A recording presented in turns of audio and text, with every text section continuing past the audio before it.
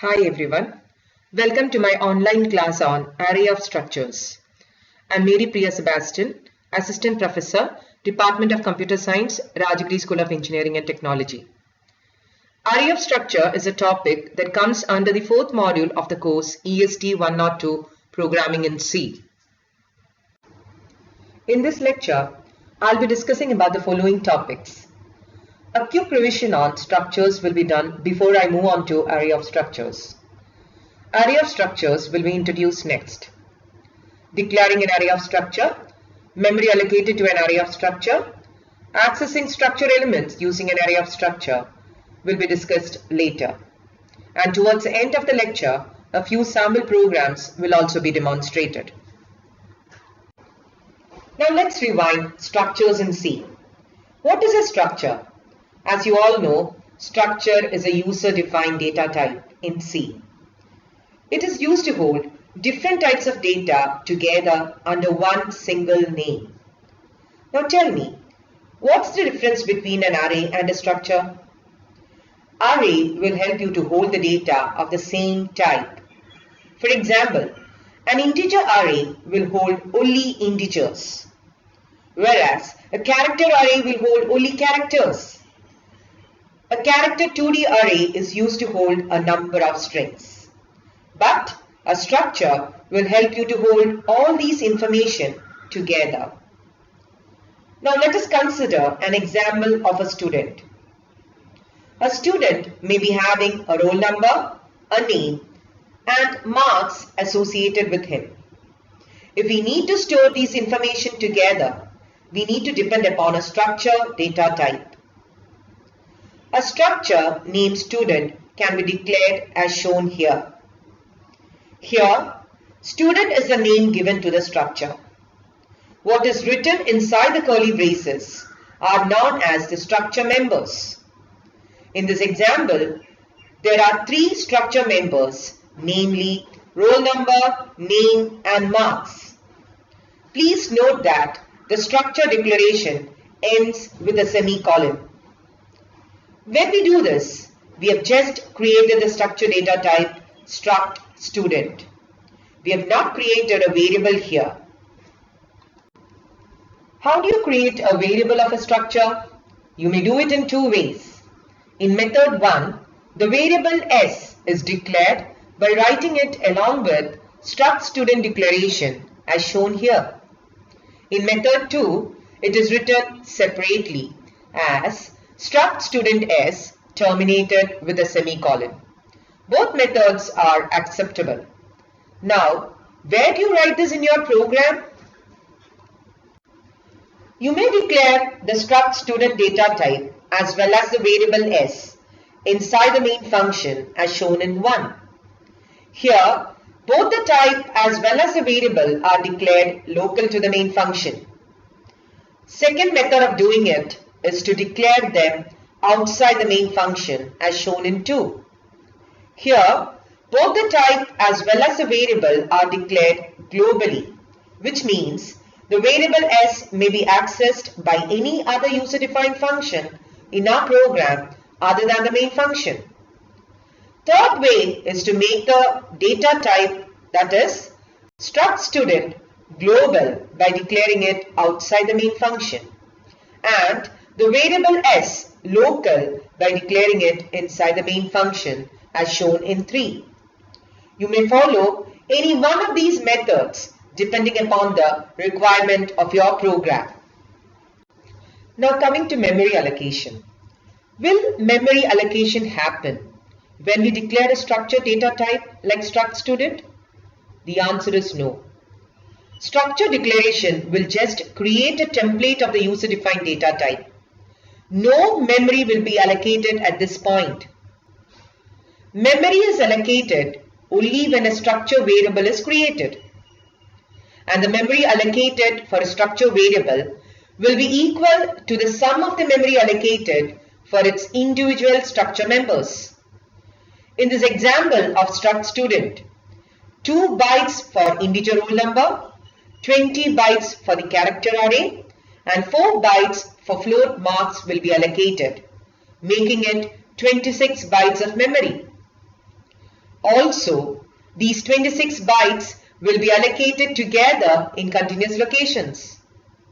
We can therefore visualize this record as a record of 26 bytes having roll number, name and marks kept together. Now let's see how to access members of a structure variable. How do you do that? The structure members can be accessed with the help of structure name and the dot operator. The syntax is shown here. Variable name dot structure member. In the previous example, we will be writing it as s dot roll number, s dot name and s dot marks, where s is a structure variable.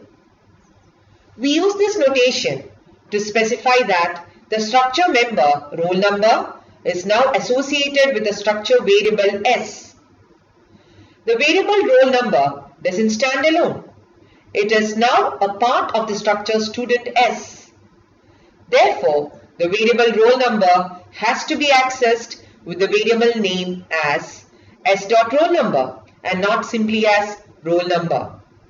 And similarly, the other members too. How do you read value into this roll number related with student s? It can be written as scanf %d ampersand s dot roll number. How do you print the same? We'll be writing it as printf %d s dot roll number. Similarly, the other structure members can be read and printed as shown here. For reading name, get s dot name, or else you can use scanf as %s, s dot name. For printing it, we can write put s dot name, or you can use printf %s, s dot name. For reading marks, scanf %f ampersand s dot marks, and for printing the same, we will be writing it as printf %f, s dot marks. Now let us write a program to print the details, to read and print the details of a student using structures. I have declared the student structure in the beginning of the program. And in the main function, I have created the variable s of type struct student. Then the details of the students are entered one by one using the scanf function. And in the next part, they are printed one by one. The point to be noted here is, they are all accessed by the structure variable name s and the dot operator. Please execute this program in your machine and see the output. So now we have learned how to create a student record, enter its details and print it. Now, what if I need to create 10 such records? Or what if you are asked to read the details of all students in your class? How will you do it? Will you be creating 10 variables of structures ranging from S1 to S10? Yes, it is correct, but not practical. It's difficult to track and manage 10 different variables. And if the number is more, then it is impossible. Therefore, we need to think about something else. The solution is to use an array. Why don't we create an array of structure variables? Earlier, we have seen array of integers, where we store integers one after the other. We have seen array of characters, storing characters one after the other. So why don't we create an array of student records, where the records are stored one after the other in the form of an array? Moving on to array of structure. An array of structure is nothing but an array in which each element will be a structure of the same type. See the diagram shown here. If it is an integer array, the elements stored in each location of the array will be integers. But if it is an array of structure, the elements in each location will be structure records of the same type. Each structure record will contain its members. Like in the earlier example, a student record will comprise of 3 fields, namely roll number, name and marks. Where do you actually use an array of structure? You will have to use it if you have to manage large amounts of records like customer in a bank, books in a library, students in a class. Now let's get into it. If you are asked to read and print the details of 10 students, how will you do it? Definitely, we need to write an array of structure program. Let us take the same example of student record and see what are the changes that we need to make at each step if it is an array of structure program. Now let's declare an array of structure. As discussed earlier, we have two methods of doing it. The difference comes in writing the variable name. Instead of S, we will be writing it as S of 10.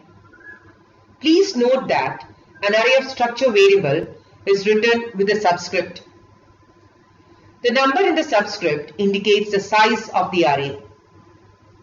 So, when we write struct student S of 10, we are creating 10 student records of type struct student. The name of the array of structure variable is S of 10 and its type is struct student. Please note that we don't make any change to the struct student declaration. It remains the same as long as we don't intend to change the details of the student record.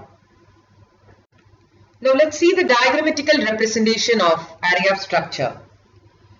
When we declare S of 10, we can visualize it as 10 variables kept close, one after the other in the form of an array to hold the details of 10 students. Now, how do you refer to the first location where you can store the details of the first student? Or what do you call the first record? It is S of 0. The second one, S of 1. The third one, S of 2. And like that, the 10th record will be S of 9. Why is the variable named as S of 0? This is because it is a member of an array. The name will always have a subscript. Look into the diagram now. Get into the details of S of 0. Again, what is S of 0? It is a student record having 3 fields: the roll number, the name and the marks. Watch the next record. It is again of the same type, having roll number, name and marks. Like this, 10 records will be arranged one after the other, ranging from S of 0 to S of 9 when struct student S of 10 is declared. Now let's see the memory allocated for the structure variable declared as S of 10. The memory allocated for a single record is 26 bytes. We have seen that earlier. That is 2 bytes for an integer, 20 bytes for the character array and 4 bytes for the float value. This is just for a single record. But here we have 10 such records. So how much memory will be allocated for S of 10? It will be 26 bytes into 10, which is 260 bytes in total. Let's see how to access the student records one by one. How do you access the roll number of the first record? Use the same concept that we have learned earlier. Structure variable name dot structure member. Here we can see that the variable name of the first record is S of 0. Let's write it as S of 0 dot roll number. How do you access the name next? S of 0 dot name. Marks, S of 0 dot marks. Now how do you do the same thing with the next record? We write it as S of 1 dot roll number, S of 1 dot name, S of 1 dot marks. Like this, we move on until the last one, which is S of 9 dot roll number, S of 9 dot name and S of 9 dot marks. So in general, how do you write it? Here we can see that the records vary from 0 to 9. So, shall we keep a variable I that varies from 0 to 9 to denote this? Generalizing it, the members of each record may be accessed by the statement S of I dot roll number, S of I dot name and S of I dot marks, where I is a variable that varies from 0 to 9. To read and print the details of 10 students, what you have to do is to write a loop where you vary the variable I from 0 to 9. And what do you write inside the loop? The statements to read the structure members. So, when the loop executes with the value of I is equal to 0, the details of the first record will be read. When I becomes 1, the next record will be read. And so on until the last value of I, which is 9. Similarly, you write another loop for printing the details of the students one by one. The execution of the loop is exactly the same. When I is 0, the first record details will be printed. When I becomes 1, the second one. And like that, the loop will continue until it prints the last record. Now let's put everything together as a complete program. Here is your complete program, a program to read and print the details of n number of students. In the main function, you can see that an array of structure of size 20 is declared. In the main program, the number of students whose data has to be entered is asked to the user and it is stored in a variable n. In the next part, the details are entered using a for loop and it is printed using the next for loop. The output of the program can be seen in the window. Now let's do another question. Write a program in C to find the average mark obtained by the students in a class for the subject programming in C. How do you solve this question? We have already written a program for entering the details and printing the details of n students. The details entered were roll number, name and marks of a subject. Consider that marks to be the marks of programming in C. So how will you solve this? You will have to write another loop where you will be processing the student records to find the average marks obtained by the students in a class. How do you find the average marks? You will have to sum up the marks of each student. When you sum up the marks, you will be getting a total value. This value you will have to divide by the number of students in the class. Please try this program yourself. The solution will be given in the next slide. But before you proceed into the next slide, please give a try yourself. Here you can see the solution for the question given earlier. This program computes a class average. So look into the computing class average loop. Here you can see sfi.marks has been added out to the variable total, and as the loop varies from 0 to n-1, the marks of each student will be added up. And finally, to find the class average, total divided by n is done. The output can be seen on the next window. Now consider this question. Write a program in C to find the average marks of 5 subjects obtained by students in a class. So how will you deal with this question? Here we need to modify the struct student record. Because here we are actually dealing with 5 subjects, not just one. A student will be having the marks of 5 subjects. So struct student itself has to be modified. It has to be modified in such a way that there should be an option for holding 5 marks for a student. So how will you do this? This is an example where you have an integer array as a structure member. Please try this yourself before you proceed to the next slide. Here you can see the solution for the previous question. Struct student is modified to accommodate 5 subject marks for the student. A student record here will be having again 3 fields as roll number, name and a float array. How do you actually access this float array? For a student S of 5, there are 5 float values to be read. This can be denoted as marks of 0, marks of 1, marks of 2, marks of 3 and marks of 4.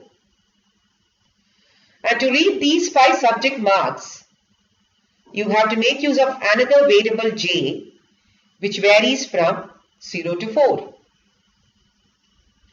Now how do you read this for n students? The statement can be written as S of I dot marks of j, where j varies from 0 to 4 and I varies from 0 to n minus 1. The total marks is also computed in the same manner. And the subject average is calculated by dividing it with the number of subjects. Here it is 5. The output of this program is seen in the next window. With this, I conclude my online lecture on array of structure. Thank you all for watching this. Please refer the textbooks mentioned here for more exercises. Wish you good luck and have a great day.